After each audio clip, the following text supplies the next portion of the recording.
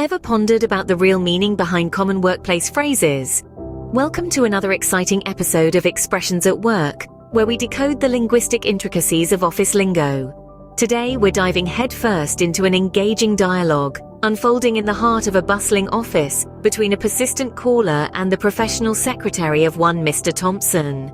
This conversation is peppered with phrases that are as intriguing as they are commonplace. Ever been told someone is tied up and pictured them bound with ropes? Or heard that something is anybody's guess and wondered why it's left to just anyone to speculate? And what about when someone promises to pass along a message? These phrases, while seemingly straightforward, carry layers of meaning and nuance that make our everyday communication rich and complex. As we journey through this dialogue, we aim to unravel these layers, one phrase at a time. Now let's delve deeper into our first phrase.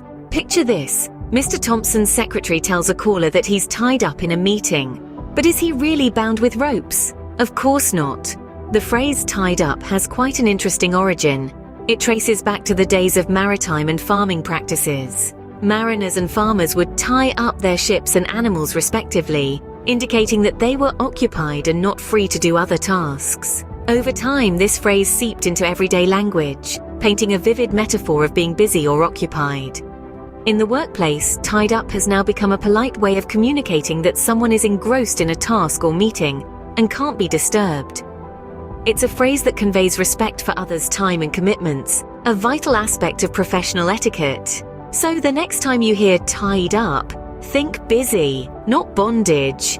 It's all about capturing the essence of being fully committed to a task, just like those mariners and farmers from days of yore. Moving on, the secretary says the meeting's end time is anybody's guess.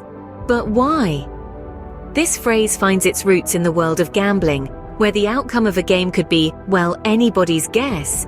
It's a way of expressing the unpredictability of a situation.